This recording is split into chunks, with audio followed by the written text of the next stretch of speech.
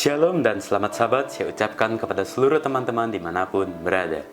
Kembali lagi bersama dengan saya, Ariel Kurnaidi. Dan pada hari Sabat ini, kita akan kembali untuk mempelajari pelajaran sekolah Sabat kita di kelas Cornerstone. Dan pada hari Sabat ini, kita sudah tiba di pelajaran yang ke-6 dengan judul Allah bahkan memberikan mimpi. Ayat intinya diambil dari dalam kitab Daniel pasal 2 ayat 46 sampai 47. Demikian firman Tuhan. Lalu sujudlah Raja Nebukadnezar serta menyembah Daniel. Juga dititahkannya mempersembahkan korban dan bau-bauan kepadanya. Berkatalah Raja kepada Daniel, sesungguhnya lah Allahmu itu Allah yang mengatasi segala Allah, dan yang berkuasa atas segala raja, dan yang menyingkapkan rahasia-rahasia, sebab engkau telah dapat menyingkapkan rahasia itu. Teman-teman, pada hari Sabat ini kita akan kembali mempelajari kisah tentang Daniel, di mana pada hari Sabat yang lalu kita sudah belajar bagaimana Daniel beserta teman-temannya dibawa ke Babel untuk dijadikan sebagai pegawai raja. Dan pada hari Sabat ini kita akan mempelajari bagaimana Daniel dia berkuasa, dia mendapatkan hikmat dari Tuhan. Di sini di tahun yang kedua pada saat pemerintahan Raja Nebukadnezar, kita semua mengetahui bahwa pada saat itu Raja Nebukadnezar sedang bermimpi. Akan tetapi Raja Nebukadnezar tidak mengingat mimpinya itu pada saat dia terbangun, sehingga dia memanggil seluruh orang-orang yang bijaksana yang ada di Babel untuk mengartikan mimpi raja tersebut. Di sini raja memanggil orang-orang berilmu, ahli jampi, ahli sihir, dan para kasdim.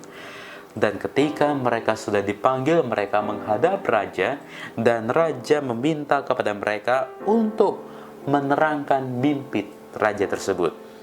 Raja gelisah karena ingin mengetahui mimpi tersebut. Dan sudah barang tentu sebagai manusia biasa, orang-orang tersebut yang sudah dipanggil raja meminta kepada raja untuk menceritakan terlebih dahulu apa mimpi raja tersebut. Barulah mereka dapat mengartikan mimpi tersebut. Tetapi oleh karena raja tidak mengingat sedikit pun mimpinya, sehingga raja tetap meminta kepada mereka untuk mengartikan mimpi tersebut. Tetapi tentu orang-orang tersebut tidak dapat mengartikan mimpi raja. Sehingga raja pada saat itu menjadi marah.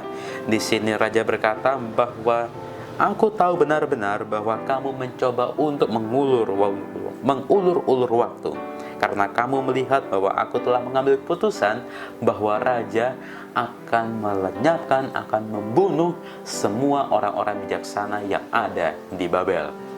Sehingga pada saat itu ketika mereka, yaitu orang-orang berilmu, ahli jampi, para orang kasdim yang sudah dipanggil tidak dapat mengartikan mimpi, sehingga mereka diperintahkan oleh raja untuk dibunuh.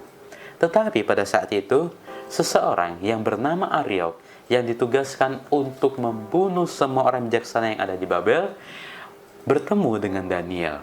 Dan Daniel meminta kepada Ariok untuk tidak terlebih dahulu membunuh orang-orang tersebut, tetapi biarkanlah Daniel datang menghadap raja. Sehingga betul di sini Ariok membawa Daniel untuk pergi menghadap kepada raja. Ariok tidak terlebih dahulu membunuh orang-orang tersebut, tetapi Ariok membawa Daniel menghadap raja. Dan di sini Ariok berkata bahwa ada seseorang dari Yehuda, orang yang telah dibawa ke Babel oleh raja. Dia berkata bahwa dia dapat mengartikan mimpi raja tersebut. Dan sudah barang tentu bagi raja ada sedikit rasa keraguan. Orang-orang yang bijaksana yang sudah terbukti, yang sudah tinggal di Babel saja tidak dapat mengartikan mimpi tersebut, apalagi Daniel, bukan orang Babel, dan bukan juga dikenal oleh raja sebagai orang-orang yang bijaksana. bukan sebagai orang-orang yang ahli mimpi, ahli sihir, orang-orang yang orang Kasdim, tetapi Daniel, dia adalah orang Yehuda.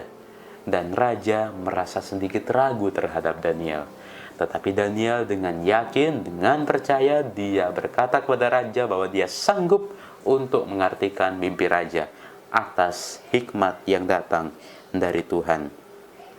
Di sini dikatakan bahwa Daniel berkata bahwa rahasia yang ditanyakan tuanku raja tidaklah dapat diberitahukan kepada raja oleh orang bijaksana, ahli jampi, orang berilmu, atau ahli nujum. Tetapi di sini Daniel mengatakan bahwa di sorga ada Allah yang menyingkapkan rahasia-rahasia. Ia telah memberitahukan kepada tuanku apa yang akan terjadi pada hari-hari yang akan datang. Mimpi dan penglihatan-penglihatan yang tuanku lihat di tempat tidur ialah ini. Jadi di sini Daniel mulai mengartikan mimpi raja atas hikmat yang datang dari Tuhan. Apa yang bisa kita ambil pelajaran sekolah sahabat kita pada hari Sabat ini? Di sini Daniel, dia adalah seorang yang takut akan Tuhan. Walaupun Daniel berada di lingkungan yang tidak mengenal Tuhan, walaupun Daniel berada di lingkungan yang tidak menyembah Tuhan, tetapi Daniel, dia tetap berusaha berpegang teguh kepada Tuhan. Di sini Daniel tetap mencoba berusaha untuk mengenalkan Tuhan di lingkungannya. Allah dapat menggunakan siapa saja untuk menjadi alat-alatnya. Allah pada saat itu menggunakan Daniel untuk menjadi alatnya untuk memberikan kabar baik kepada raja. Allah menggunakan Daniel untuk menjadi alatnya untuk menjadikan nama Tuhan yang terbesar, untuk membesarkan nama Tuhan, untuk memuliakan nama Tuhan di Babel. Dan pelajaran yang kedua yang bisa kita ambil pada hari Sabat ini, di sini Allah menyadarkan, memberitahukan rancangannya kepada Raja Nebukadnezar melalui mimpi.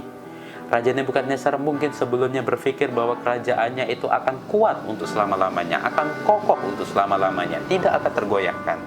Tetapi Tuhan memberitahukan kepada raja bahwa kerajaannya itu makin lama makin lemah melalui mimpi patung yang telah diberikan oleh Tuhan. Mungkin kita dalam kehidupan kita mungkin sering meminta petunjuk dari Tuhan. Kita sering meminta pertolongan dari Tuhan. Kita sering meminta petunjuk apa yang harus kita lakukan, apa yang akan terjadi dalam kehidupan kita. Dan Tuhan dapat menggunakan berbagai cara. Tuhan dapat menggunakan apa saja, media apa saja untuk dapat memberitahukan rancangannya kepada kita. Dan kita harus yakin dan percaya bahwa rancangan Tuhan yang terjadi dalam kehidupan kita, rancangan Tuhan yang diberikan kepada kita, itu adalah yang terbaik, yang sesuai atas kehendak Tuhan. Jadi dua pelajaran yang bisa kita ambil, dimanapun kita berada, baiklah kita berpegang teguh pada Tuhan, baiklah kita selalu membesarkan nama Tuhan, memuliakan nama Tuhan dimanapun kita berada, dan kita yakin apabila kita mau, Tuhan dapat menjadikan alat kepada kita. Tuhan dapat menjadikan kita sebagai alat-alatnya dimanapun kita berada. Dan pelajaran yang kedua, apapun rancangan Tuhan yang terjadi dalam kehidupan kita, mungkin apabila kita meminta petunjuk pada Tuhan, Tuhan dapat menggunakan apa saja untuk dapat memberitahukan rancangannya, petunjuknya kepada kita. Inilah video sekolah sahabat kita pada hari Sabat ini.